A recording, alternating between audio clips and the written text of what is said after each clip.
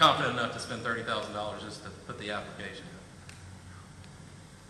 Bottom line is the utility authority will pick up 50 new customers too, That's correct.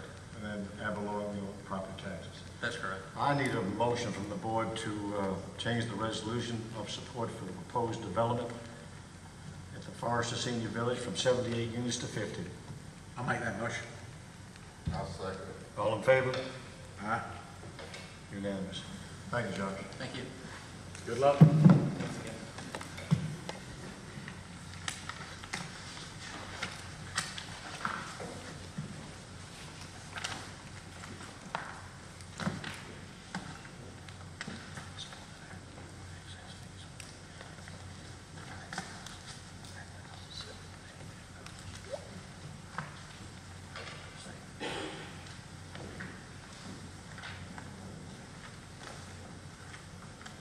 We now have the public forum, and the first speaker will be Mr. Paul Clayton.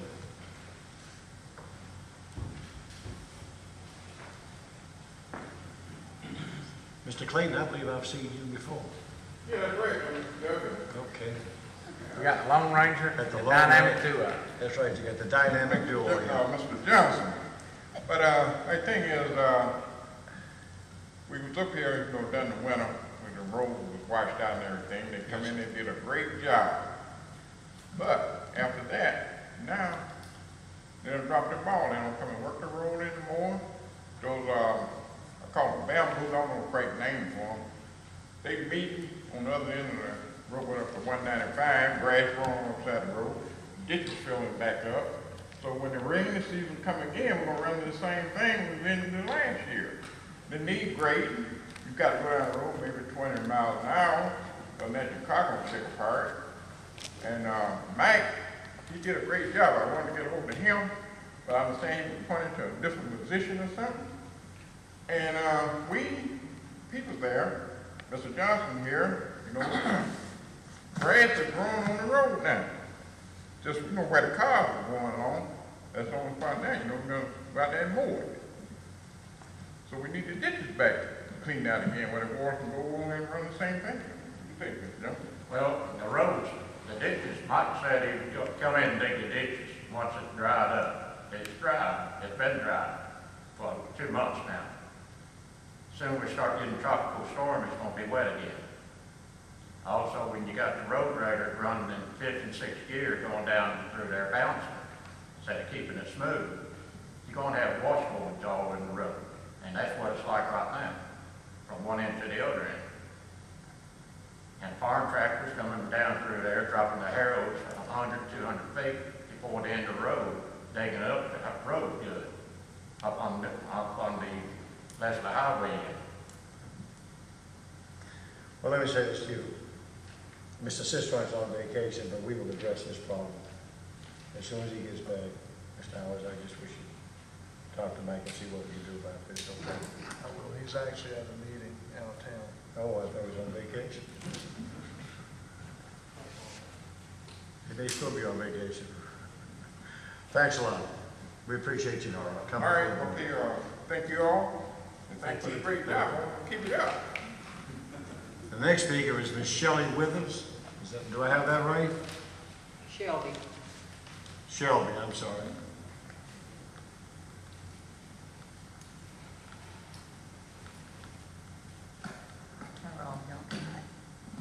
I have some pictures here that I would like for y'all to look at. When it rains a lot, I'm at the bottom of the hill, and the water from that pond floods and it comes down, and it's washing away my backyard. I'm scared to even walk in it. It does it 2 or 3 more times, I'm gonna be in the ditch. So, y'all wanna look at these pictures? Can you leave us these pictures, ma'am? Yes, sir. Just leave Yes, us. I just want them back. Okay. I mean, I can print Do you have this the out like address? everything. Do you have an address here? It's 284 Linden Road, lot 22. To Whittingham? Lot 22. 22. The, What was the address again? 284 Linden Road, lot 22. When you come in the trailer park, I'm right at the very end if you don't stop to run in my house. And the trailer next to me, and then there's another one that's just moved out, and the one across the street is the one it affects. But me, mostly. because it stops down there. And it's done, you can see where it's washed away the trees. And the oak tree, this last time, it's on this side, it's washing away the roots a bit. So I need for y'all to do something, get him to do something to the pond. Fix it where when it rains, it will not come on us. And I would appreciate that very much. Whose pond is it? I don't know his name. That's it. Oh, I've heard, I think, what's the man down here at the peanut company? Doug Lincoln, Wigan. They say he owns the just pond. coming out his pond, running down private property into your yard. Like I said, that sounds like it's beyond our time and authority there. That's a matter of the private individuals there. What you think, Skip? Well, county doesn't have the authority over the water coming out of a private pond like that. In general, we have, let me look at the pictures, I don't know who owns what. But I couldn't make a decision based just on what she's talking about. But, Well, if you can't do anything about that, can you fix this property where when it overfloods, it'll go? Or dig a ditch or something, then it will go down that ditch? Because if you can see some of them, it looks like a waterfall. I mean, it's bad. My whole yard has been in water before. With the little pictures, the smaller ones that I think, it's been in water. And as it comes up my ramp, you can see how far it's come up my ramp. and all this is from the private pond, Right. as far as you know.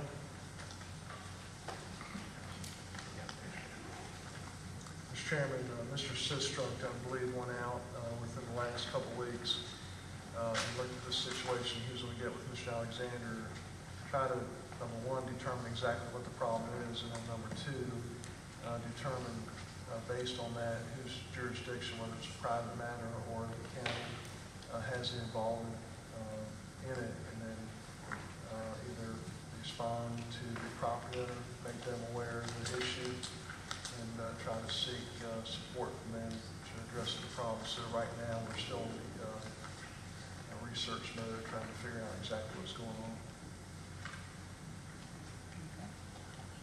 Thank you. But Ms. Shelby, I think Mr. Sistrunk will be back with her.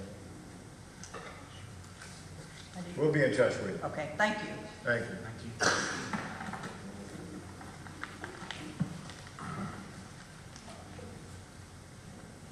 Next speaker is Mr. Sam Johnson. He's already done. You waiver your... The last speaker is Mr. Herbert Glenn.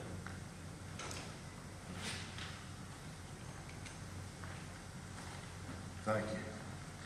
I'd like to speak for two items. First, to the county administrator. I'm sorry to see you leaving. I want to say that I've never encountered a bureaucrat before who was more professional and a gentleman. And I've never encountered a gentleman that was any more professional in what he does. I appreciate what you've done, what I've had the opportunity to do with you. And I admire you very much, and I wish you well in your career and your life. The second issue that just came up on the way here.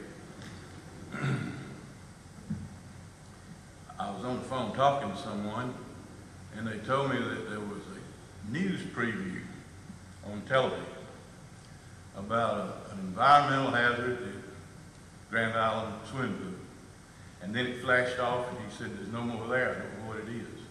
I'm very curious if anybody knows what it's about. I'd like to know. Mr. Chairman, I'll be glad to address that if you'd like for me to. Well, yeah, I wish you would, but I called up there last night. I heard rumors of this, and I was told there was 4 inches of water in the swimming pool. And from the recent rains, but I'll defer to you, Mr. Alves. And less alarmed by that, I think through some help. Thank you.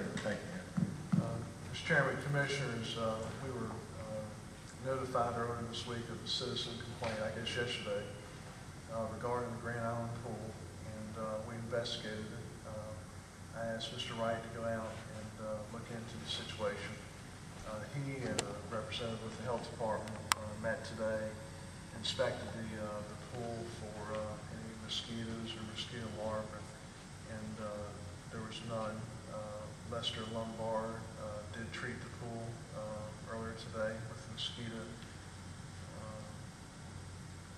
tablets, and normally Grand Island pumps the pool once or twice a year, and obviously it's time to get the pool pumped again. I think Public Works normally does this. They pumped it earlier this year in the spring with all the rains, and we will have it pumped again. I don't think there's a great deal of water in the pool. There is a fence around the pool which is secure. The public, unless they cut the lock, obviously can't get access to it.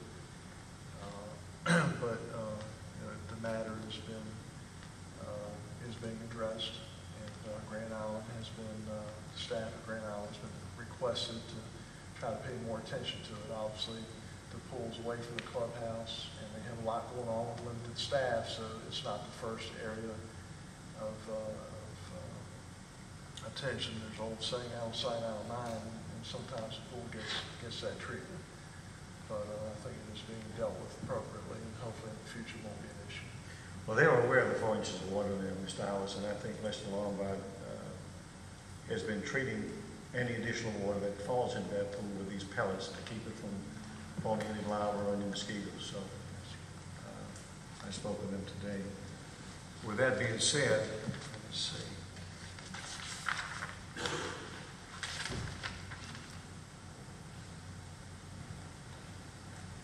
The only announcement we have is the next regularly scheduled county commission meeting is Tuesday, July 27th, 2010 at 6 p.m. With that, I need a motion to adjourn.